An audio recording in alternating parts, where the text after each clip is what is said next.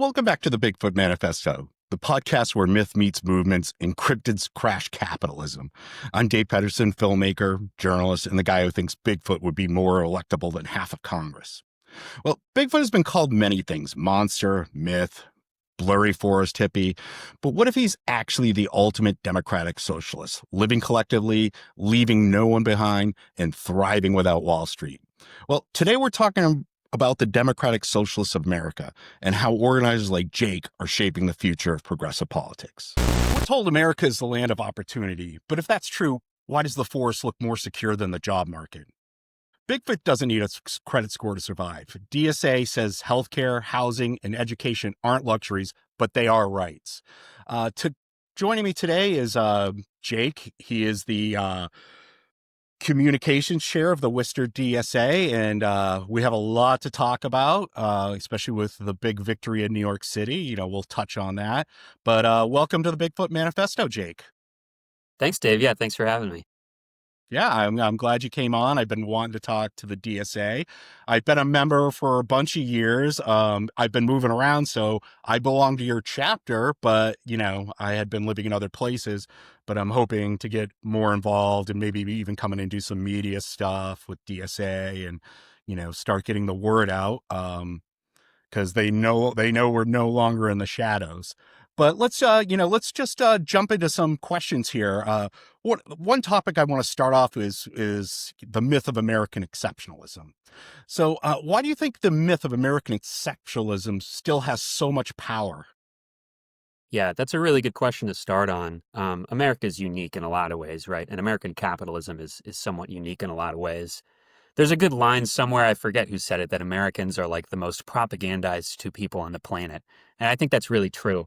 At its core, I think, we're going to talk a lot about capitalism, and it's good to start there on every question, because capitalism is how we organize our society, right?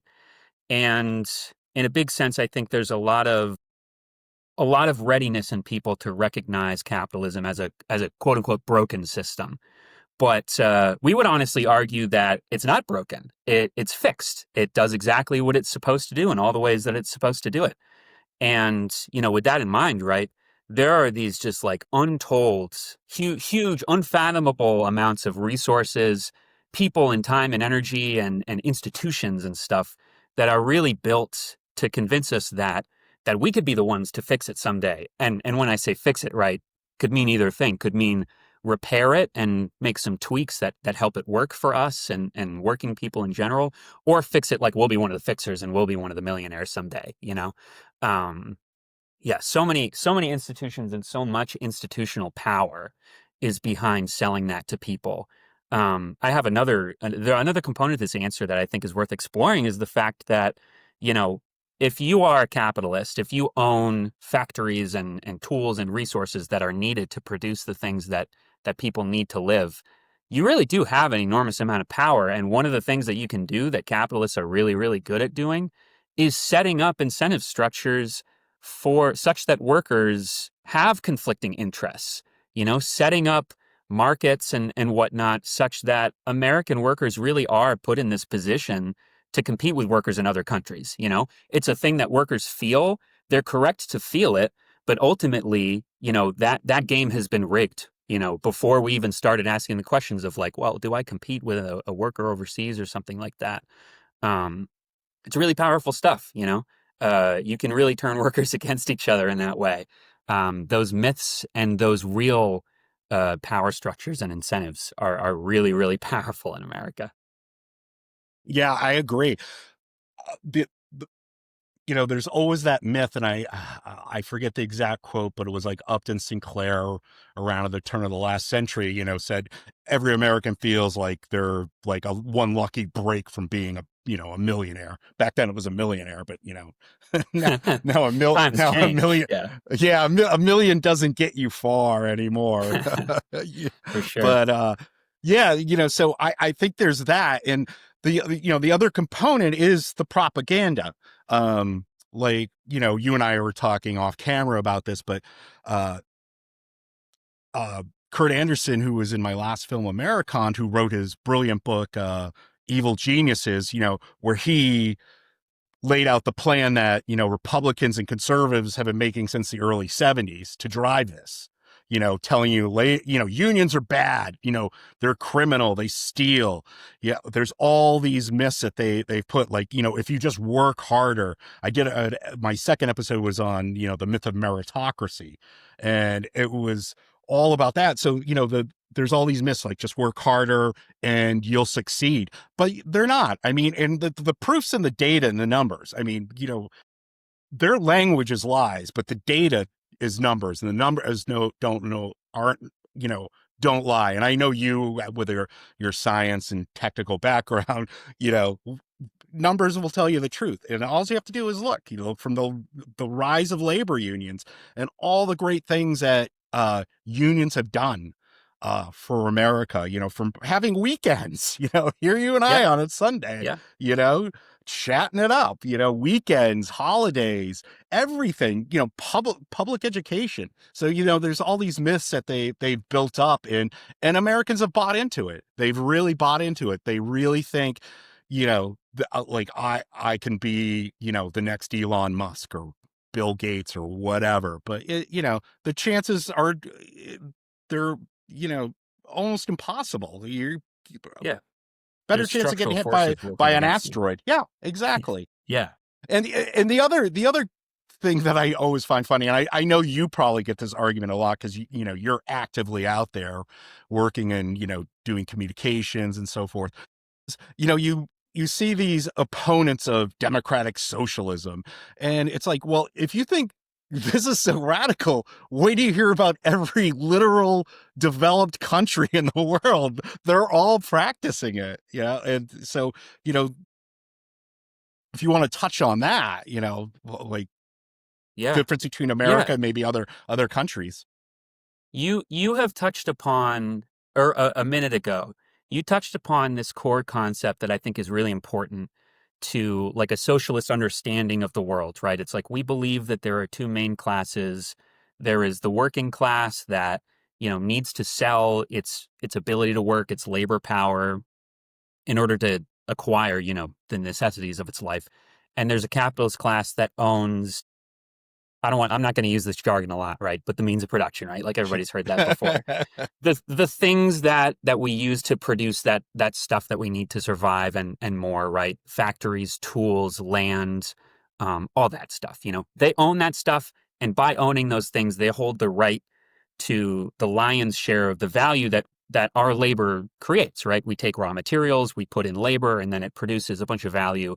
They pay out some crumbs as wages, and then they hoard, the rest.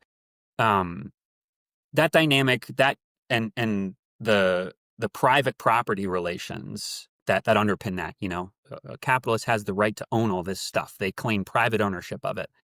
All of the labor and the producing of things is socialized, but the profits and the means to do that are all privatized.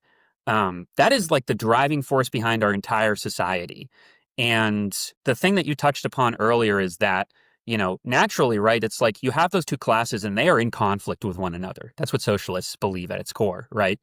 Um, and to the extent that we have some, like, let's say, welfare programs in this country or in Europe, where they're a little bit more robust, social services, that sort of thing.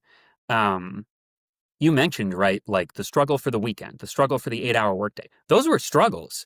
Those were not these People things died that for those. People died for people that. died for those things. FDR is a great example, right? He gave us the New Deal. Well, he gave us the New Deal, right? We should really scrutinize those parts of our history, right? Because what was the context in which, the New Deal was enacted, and we got Social Security and unemployment insurance and other things like that. The truth of the matter is, the agent of change was not FDR. It was not this one particular guy was really nice and really had, everybody's interests in mind. He just decided, kindly, I'm going to intervene during the Great Depression and I'm going to give people what they need. You can actually look, and FDR's personal secretary kept like tons of notes. You can read testimonies from her and that sort of thing, and it's very detailed. You can find these accounts of FDR interacting with like finance capitalists and stuff, bankers. And he's like, hey, listen, it's the Great Depression. I don't know if you guys have noticed, but these like trade union and socialist and communist movements in Europe and in Russia and in these other places, like they're really big and scary. And if you don't let me do X, Y, and Z thing, that's going to come here. And we're not going to have this system that you guys benefit from and that I benefit from so much. So it was intelligent in the sense that, he was yielding to pressure. But, again, it's like it's worth remembering. A lot of things in the New Deal were somewhat watered down demands that the Communist Party was making at that time. These were not given to us. They were concessions that were yielded to us. And if there's one thing that I think is worth taking away from that, it's that, again, remember, right? Like all of these institutions, political institutions and otherwise like cultural institutions and media and stuff like that, they really are built to maintain capitalism. They really are built to like maintain the private property rights that continue this system that very, very few people benefit from. And obviously what we're interested in DSA and doing in the largest socialist organization in the country, we're interested in helping the working class like achieve, organization, class consciousness, understanding its position in society so that we can win more of those things and ultimately change the system as a whole. Yeah, the quote I like I've taken since college, and I was reading Cicero's On the Commonwealth, and like the one line I always use is he says, "The welfare of the people is the ultimate law," and it's funny because they always like to quote the founding fathers who were all huge fans of Cicero. They always called him that. If you were called I forget who it was, but they called him the Cicero of Virginia. He was part of the Continental Congress. But I'm like, that's like that's the nature of the republic, is taking care of the people and making sure the people are taken care of. And it's so devolved now. It should be, but it's so devolved right now where nothing like FDR, for Christ's sake, this is like Reagan would be, is it, to me, he's the same as an Obama or a Clinton. Like, it's a lot of the same stuff. I mean, they're pushing the same agenda. So to me, people are like, oh, they're center, they're moderates. And I'm like, no, they're not centers, moderates. By what standards, right? Yeah, they've propelled this inequality along the way. Everyone's like, well, Obamacare, and I give it to him. Like, he's so politically astute. He knew he had the political clout and the backing to jam something through, and at least he got something in. I won't take that credit away from him. People are with him. They're like, well, he cared for workers. I'm like, well, he cared for workers so much that he raised the minimum wage to $7.25 an hour, a whole quarter. It's a joke. I mean, it's a joke. Have you ever worked a minimum wage job? I have, and it was $7.25 at the time. It was just unfathomable to me that anybody. Oh yeah, I remember. I'm much older than you, but I remember working for $4 an hour. Yeah, that shows you how old I was. But it went a lot further. That's true. Yeah, I worked maybe like 10 years ago or so. I worked at a movie theater, and that was in New Hampshire. Where it is the federal minimum wage is the one that follows. And just like somebody really expected to work an 8-hour shift and walk away with like $50 after taxes? Like, that's crazy. Well, it's insane. Also, Nick Hanauer, who had his famous, he has his Pitchfork podcast, and, he's a billionaire. But he wrote the big article in 2013, "The pitchforks are coming for us." And he gets it. And it was funny because he was a billionaire. He put his, he said he was going to help raise the minimum wage in Seattle, and he did it. He led that charge. And it was funny. It took him so long where it was the fight for 15 that he was doing. And, by the time he got it done, 15 not that much anymore. Not much. But, he always made, his great line, and he used it, as a great soundbite in our film. He's like, if you don't pay the people money, who's going to buy the stuff? And that's where we're at. It's like, there's no spending power. And the problem is, like, billionaires, millionaires, just the conservatives in general, they think if you poor people and middle class people are hoarding money, and they don't. It goes right back into the economy, which grows your economy. So, when everything, you throw money back into the economy, things grow, businesses grow, more products are sold. And they just don't get that. It's like, if you starve these people, they can't buy the things. They're just buying sustenance at this point. And, you look at it, it's like, one data point, 44% of the United States makes 10.25 an hour or less. I mean, that's crazy. And if you extrapolate, like how I got going on my last film was I was, reading, Robert Caro's, brilliant trilogy on LBJ. So I sat there and I'm watching LBJ do his War on Poverty speech, and I love it. It's just like, wow,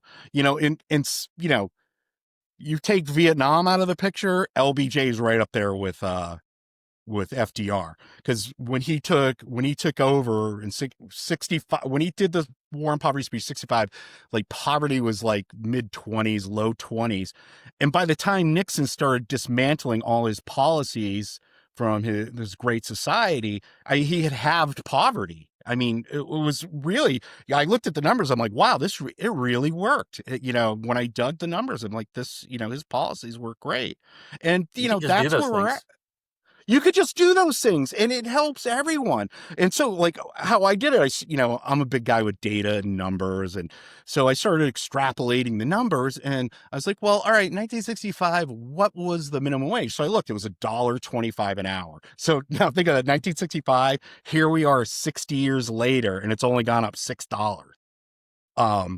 But if you extrapolate to, for inflation and cost of living and all those sort of things, a minimum wage today should be about 25 an hour, like, just to have, so you could have a decent living. So you're not like living paycheck to paycheck. But they fight it tooth But and nail. importantly, right? Yeah, it's like it's worth having this historical perspective of how did those things come about then? Why don't they seem to be happening now? I think it's really easy. And I see a lot of socialists, people in our org and elsewhere, that it's easy to get very demoralized. It's like, oh, things just aren't how they were. We don't have, as strong of a labor movement. Union density is down. The socialist movement's very weak. Seems so much harder to get change. And it's like, well, I mean, again, just have a historical perspective and understand, like, these things can be done. These struggles can be waged. This pressure can be built, and these wins can be achieved. They've been done before. It's just obviously immensely challenging to win them again, but it's like there's no choice but to try, right? Yeah, that's a good segue. I have one last question for this segment is, um, because, you're working communications, and I think you're really good at it, Jake. I think you understand it, the history, everything. I think you're a good communicator. And, how does the DSA challenge the idea that capitalism equals freedom? Are you using any messaging for that that you're putting out? Yeah, of course. And if you want to get into the communications nitty gritty, I should say, this isn't just a project of my own. There's a lot of people with good expertise on delivering that message. What that message is, I mean, it's funny. It's funny the way you frame it, right? Capitalism does equal freedom for capital. Does it mean freedom for workers? Depends on how you Yeah. sort of define that, right? I mean, capitalists are definitely free to force us to sort of work and live in this system where we are inherently exploited by the way that they, extract value out of, the labor that we perform, and how, the production of stuff is very socialized. Everybody partakes in this. I'm not some individual artisan that makes one product from start to finish. I'm involved and workers in this industrial society are involved in these, like, very distributed, divided up tasks. But then, again, the fruits are not socialized. They're privatized.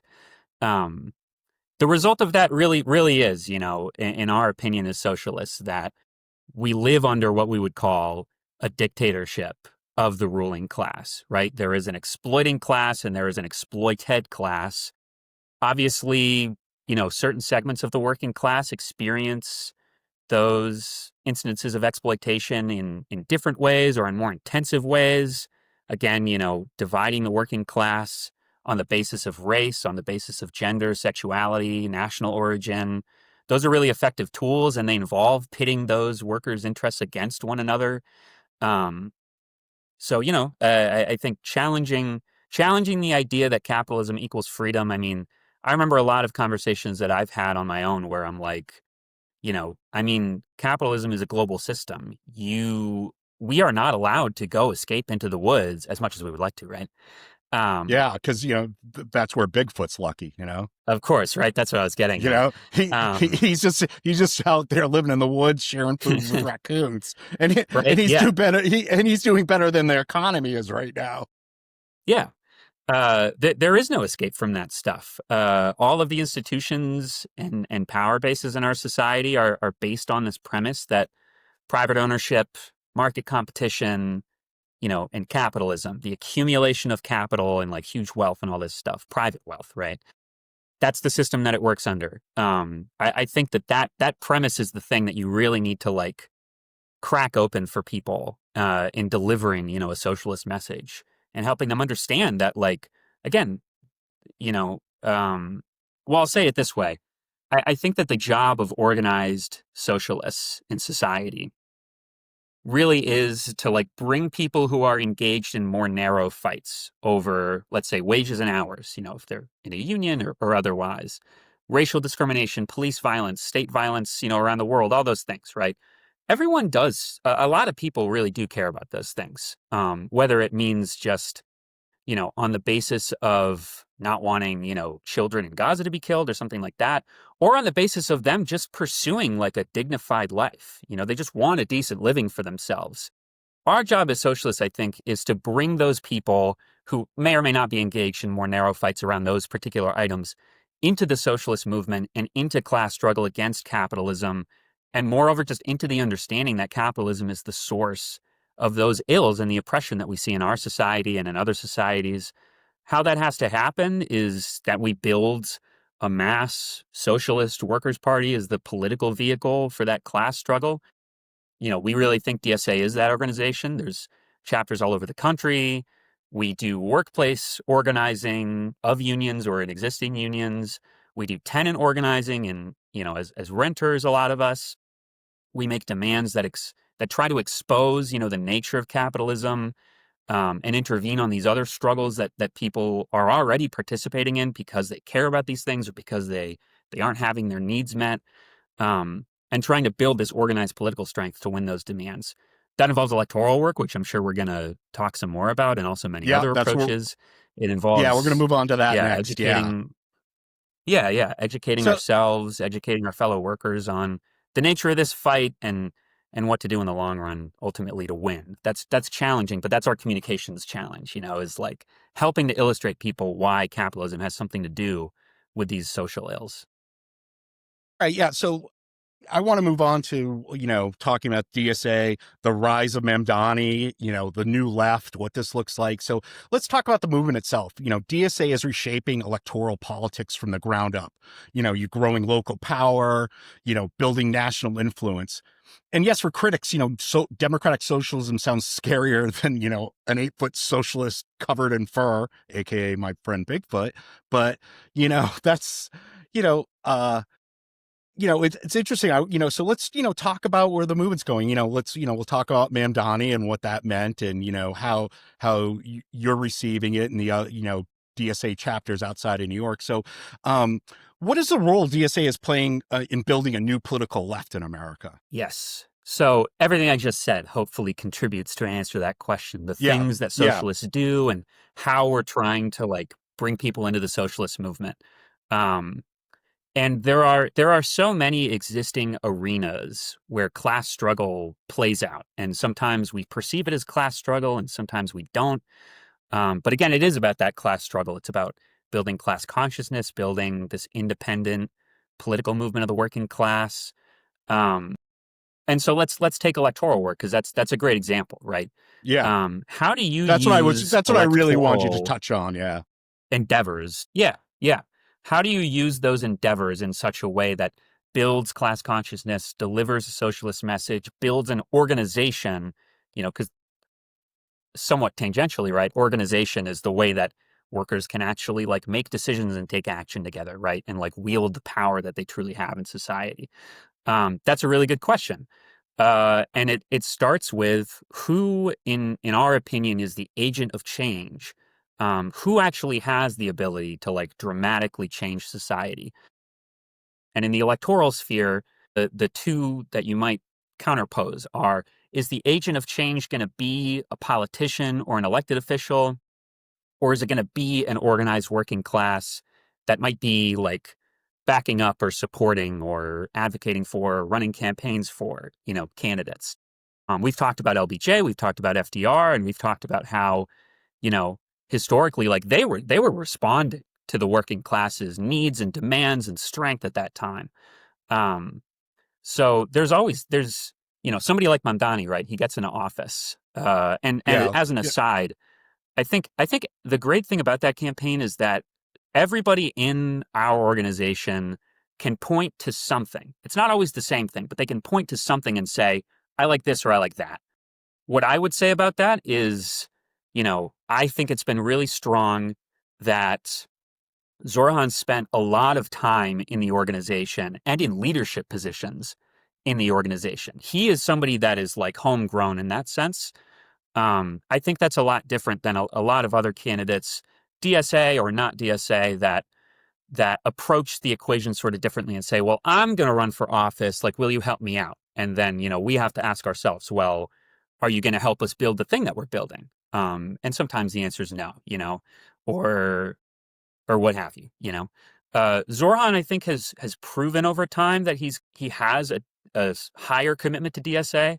I would still argue that there's going to be a lot of challenges with him being the mayor. It's challenging just to win elections when you're trying to build, a socialist organization, a working class political movement.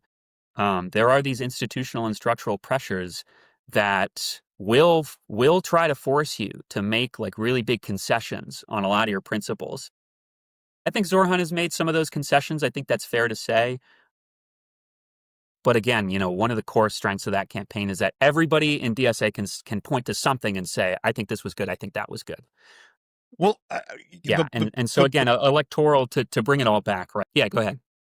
oh, the point I love to make about Zorhan is what was great was when you look at the numbers, I mean, he's the first mayor to get over 1 million votes since like Mayor Lindsay in 69, which is amazing. Like, I mean, I was a resident in New York City for a quarter of a century, and every time I was like, I didn't want to vote for mayor because they were all terrible. My choices were terrible. That guy got over 1 million people to vote for him. And this is a tougher New York City than, I moved out 2016, and it I mean, it's even harder to live there now than then. Like when I moved in the early 90s, it was, still great. I could still get an apartment, and share it and just pay a few $100s, but now, it's impossible. But he got 1 million. And the other startling fact was he had 100,000 volunteers. That means like 1 in 10 of his voters went out and volunteered and, did phone banks, knocked on doors, whatever. I mean, that's incredible. Has any, I don't even know if any other candidate in history has ever had like that much like support from their voters. So to me, that's so encouraging when I saw those numbers. And, me, of course, the majority of my friends are all still in New York City. I'm there often, and and they have money. These are people with 6-figure salaries, and they're over it. They're like over it. They're like, I'm throwing away $5,000 a month in rent for this 1-bedroom apartment. They're sick of that. It's ridiculous. And I think they're all just fed up. And his policies aren't radical, oh, how are they going to pay for free buses? I'm like, well, they already pay for them in taxes. It's like, what are you talking about? These things are already paid for. It's like they're just topping off. And it's crazy because you can't, once again, when you go to the minimum wage jobs, there's a lot of minimum wage jobs in New York City. And you know what? Getting people to come into the city to work, it's crazy. It's like, just to get into the city. So, you're going to drop like well, what is it, 320? So you're dropping like 650 already. So, if you're making $15 an hour, you've already lost like, half a half hour of pay just getting to work. And it just everything the cost of living is just ridiculous. So unless you're well into six figures, like you can't, and not even, let's not even get into what it takes to get an apartment where you're going to make like a zillion times, your salary and rent. It's crazy. The criteria, it's absolutely insane. And it's just, all he's saying is like, let's get some, let's get control of the housing market. It's ridiculous. There's all this private equity that's just taken over like housing everywhere. Like so many buildings aren't even like they're vacant or whatever, and it's just a horrible land grab right now, and it's complete greed, and that's all I see. And I see him, I'm seeing him, to me, he's been a great, ray of hope, that, I'm hoping, it works, and it can work. It can work. It just takes people getting behind it and supporting him. And, he's just got to make, inroads with the establishment. But I think that can be done because, I don't buy that bullshit. Of course, you read the New York Post, and like 1 billion people are leaving New York City. I'm like, 1 billion, no one is ever leaving New York City during the pandemic. And I was almost moving. I had come back from Austin, and I was starting to shoot the film, and I was like, the day I was going to leave, the pandemic just kind of exploded in New York City. And I was like, all right, well, I'm not going back to New York City. Everyone, like, after the pandemic, New York City's dead, because so many people moved out of the city during the pandemic. And I'm like, New York City's never going to die. It's like, are you kidding me? It's like, it's never going to die, except, with climate change floods in, it becomes uninhabitable. But, that's a whole nother episode. Yeah. But I just don't see that. I just don't see that. And I think when people see the advantages to some of the like simple policies that are in every other country in the world, is, they're going to see the benefit, and, lifting all boats. That's how I see it. But so let's just talk about you real quick, Jake. Go ahead, Jake. Sure. My thought on that stuff is that ultimately these campaigns create a lot of opportunities to reveal things about the system as it is and as it works, and hope to, again, build on those successes, build on those opportunities, and bring more people into this like class struggle and politicize them on that basis. So real quick, I just want to touch on you, Jake, a little your background, but like, so how did you personally, get involved in organizing, joining the DSA? Is this something from a young age, just, something for, we get some younger listeners. Cause I really want to start getting a younger audience. Cause I think it's all about the young people. Like, guys like me, like, you're not going to, like, the 80 million like fools that voted for Trump. Like, to me, I've given up. They're just deluded. But what made you do this, and how can we inspire more people to organize? So, give me a little bit about your background. Sure. Well, we all experience exploitation and the sort of, reality of capitalism in one way or another. I mean, every working person experiences it in the workplace. Or if you rent, you experience it through that like form of exploitation. Even if you buy a house, you're still at the mercy of like a bank loan, right? Some of us experience it on a much deeper level and in different ways than others. Again, on the basis of race and gender and these other categories that are really useful for sort of like teasing the working class apart and bringing it into conflict with itself. But we all experience that reality, right? And so my perspective is that no one in terms of socialist politics should be written off. Everyone is ultimately winnable, and it's just sort of a question about how you approach certain questions and where you prioritize your energies and that sort of stuff. I was involved in a union drive that was in 2022, I guess. And actually before that, in 2021, I first encountered DSA while nurses at St. Vincent's Hospital were on strike. Yeah. I went to that picket line. I met some DSA members. I met some nurses that were on strike. And around that same time, there was a really severe bombing campaign in Gaza. I don't remember what that operation was called. But I also like interacted with them on that basis. I think it forced a lot of introspection on why those things happen. Again, being involved in a union drive at my workplace at the time revealed a lot of truths about how these are structural and systemic problems that are not addressed by like temporary concessions or like, oh, you have a union, the fight's over, like exploitation doesn't exist anymore in the workplace. Um, and that was when I was involved in that union drive was around the time that I think I joined DSA. There's other people in our organization that experience, again, like other forms of discrimination, which has everything to do with the capitalist system. Um, Violence at the hands of the police. A lot of people have very different jobs than me or different backgrounds.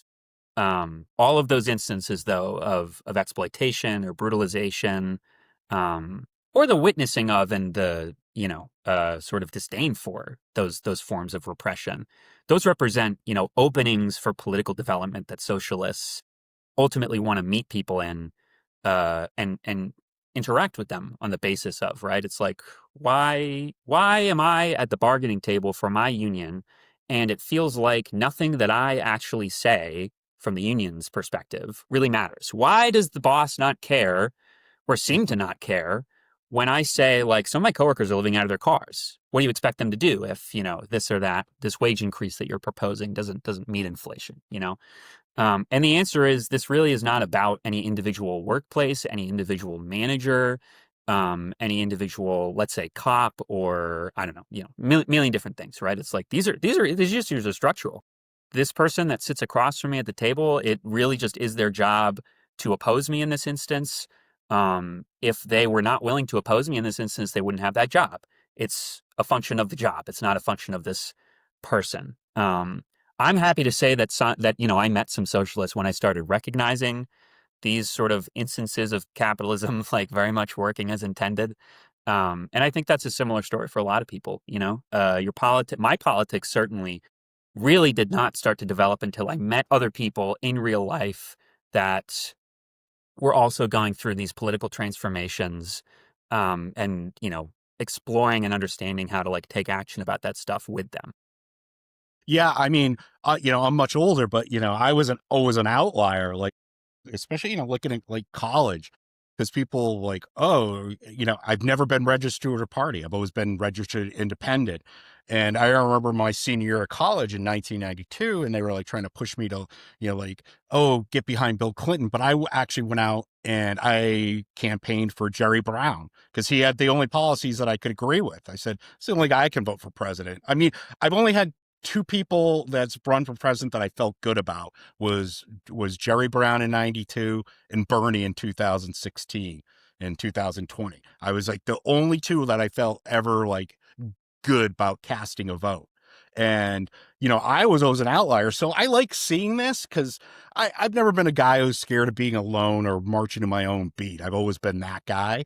But, it's nice to see. I see you guys like, and I'm like, oh, this is great. I have someone to talk to. And they're, like, I mean, I literally get, some family members like, well, I'm not as like, radical as you. I'm a moderate. I'm like, what's radical?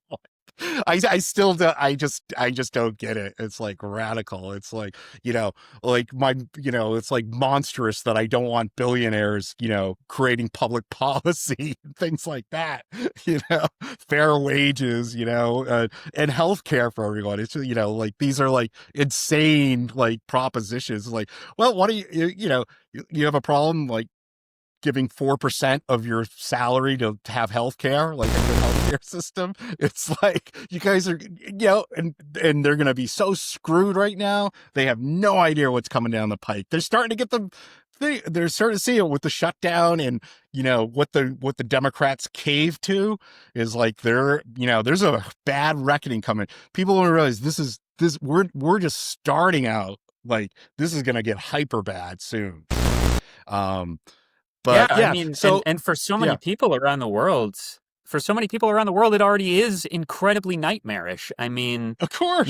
again, we accept, I think, every day of our lives, we accept this premise that private ownership is chill, and capitalism is chill.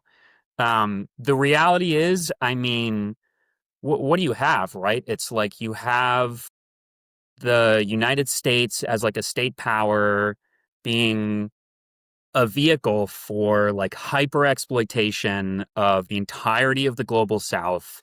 That is, and what does that have to do with capitalism? Well, Yeah. it's because capital is just in search of like the best markets, the best return on investment. It's like so much of the world is intentionally underdeveloped to maintain that sort of status quo. And 100%. and even just here, I mean, you're raising constantly, right? These larger political demands, and it's like, again, when your whole society is built around this premise of private ownership, this goes far beyond just wages and benefits. It goes into questions of, will there be healthcare for everyone? Will there be a transit system for everyone? Will there be those things for people in other countries?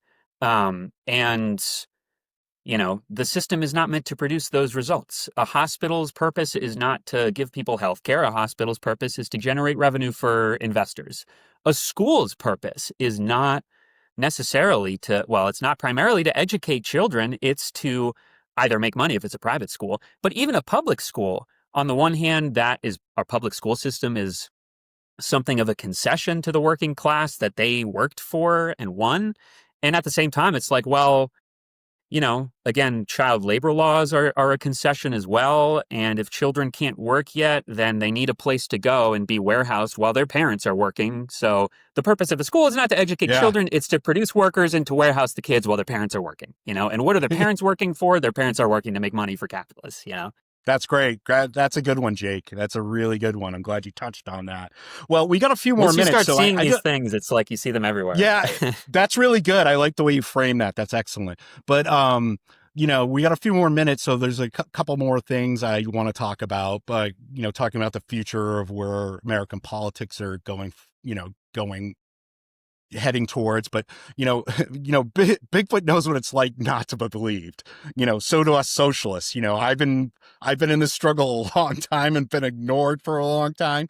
But movements, they grow stronger in the shadows until they can't be ignored. And I think we might be at that precipice now. So you know, how do you see these things, and what are the biggest obstacles we have going forward? Is it from corporate media framing, because we have to fight that big monster? And I just recently did an episode on mobile journalism and independent journalism, and billionaire funding, like I touched on. Basically billionaires are like creating policy, and we got a two-party system. So what are the biggest obstacles? Do you see any of those three as like the hugest obstacles? What do you see as the biggest roadblocks we need to get rid of? Yeah, it's a good question. I mean, in my opinion, right, all of those roadblocks, they have similar effects. The one-party system that we call a two-party system, that's a roadblock. Exactly. Thank that you. gives Thank you. people mistaken impressions about uh yeah, about the nature of society and our actual ability to influence things in this capitalist society. It throws up illusions about who the agent of change is. It's like capitalism is not just going to end and resolve itself as the result of winning some elections, right? Um, Corporate media and that sort of stuff also has everything to do with it. I think that's something else you mentioned, right? What were the three things? Yeah. Corporate media framing, billionaire funding, and the one party system that you so rightly framed it that I way. mean, these are all very much, functions of the same question, which is that private ownership over the way that things get produced and the ability of capitalists to accumulate capital. I mean, there's a whole society that becomes entrenched in this, I don't know, reproduction of capitalism, if you will, right? Um, Yeah, so I mean, it's out of all those three, right? It's like they all play a very unique role. Does one of them have a more outsized influence than the other? I'm not sure. It's hard to say, right?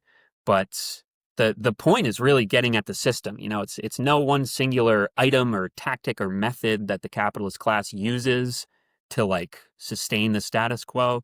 It's really about the whole system and structure that those items and those institutions, arise out of, I think. Yeah, I think, there's some big roadblocks we have to get rid of. I mean, we Yeah. have to get rid of these huge packs and, these just ridiculous, billionaires and get the glitz off of them. I had on my episode on the myth of meritocracy, Sarah Jaffe, who's a brilliant writer on the subject. She's really great. And, she's like, she goes, I just don't think Elon Musk is a trillion times smarter than me, and he's not, I mean, it's a lot of smoke and Yep. mirrors, Clearly. I think that's pretty obvious. yeah. You didn't get your $5,000 Doge check yet? I mean, this is where we're at, like Still waiting on that one. $5,000 Doge checks. Oh yeah. Oh, don't worry, the tariff checks be right on the heels. Because we're back to practicing 18th century British mercantilism now. So apparently, got to go down to the customs house and get my packages. But yeah, so it's yeah. Yeah. Well, Jake, our time's just about up here, but I want to thank you for coming on, and I am definitely gonna hit some events. We'll talk when we get off camera, but talk about doing some things, some other great media things. We can do some short form content to get the word out, and we can use my platform to do that. But I'm here to help, so that's the whole point of this podcast. This is all just something I want to do and something I believe in. So it's good to have you guys around, and I'm glad to have met you. And I once again, thank you for coming on. I'm stoked. Yeah. I mean, I appreciate you having us on. I want to present, we want to present to working people. Like, we have a theory of change. It's very different than many other theories of changes that you might have heard. But it is ultimately about like resolving all of these questions. And it's going to be a long struggle, a very difficult struggle. It always has been, and it always will be. We're not under any illusions about class struggle being a challenge to truly and deeply commit to, but it's been done before. And can I end with a quote that I think is interesting that touches on some of this stuff? Of course you can. Yes. Okay. This is ironically, this is a Mark Twain quote. But we've been talking about like, oh, these questions are too radical for American politics and all that stuff. Politics does not demonstrate consensus, it builds it. We're doing politics when we do workplace organizing, all these other things. And it's worth keeping in mind this historical perspective about how history has developed as the result of class struggle. So this is from that book that Mark Twain wrote, where a Connecticut Yankee goes back in time and he's in King Arthur's court. He's reflecting on the French Revolution. A Connecticut Yankee in King Arthur's court. He's talking about the French Revolution, and the French Revolution was this big step forward, and it was these class forces opposing one another. And I wonder if what you think of this quote, or like if you see how it ties into the conversation we've been having. But here it is. He writes, "There were two reigns of terror, if we would but remember it and consider it. The one wrought murder in hot passion, the other in heartless cold blood. The one lasted mere months, the other had lasted 1,000 years. The one inflicted death upon 10,000 persons, the other upon 100 millions. But our shudders but our shudders are all for the horrors of the minor terror, the momentary terror, so to speak. Whereas, what is the horror of swift death by the axe compared with lifelong death from hunger, cold, insult, deserves?" I feel like that really gets at the heart of this question, that there are so many illusions cast up for us that it's in our best interest to preserve this system that, is so destructive on our lives. But it's like, think about that premise. Don't accept that premise for what it is and what it's been sold to you as. Yeah, I mean, I've used that argument because I remember that passage really well, and I've used it because like I was a member of like the Napoleonic Historical Society and things like that. But I used to always use that for every revolution. I used it in the Russian, like, oh, they murdered the Tsar's family. I'm like, they murdered millions of people, and you're worried about like, 6, 8 of them that got killed. It's like, I mean, their family murdered millions. So I've always used that as an argument too. I'm like, you're gonna look, some eggs are gonna get broken. Eggs are going to broken. Well, it's really, but it's not not as bad as the torture they've endured for generation after generation after generation. So yeah, that's a great quote. Love Mark. There's no, geez, he'd be the ultimate soundbite machine today. He still is. I mean, I'm soundbiting him now. Of course. Well, thanks for joining us, Jake. And hopefully we'll have you back again soon. Yeah, that'd be great.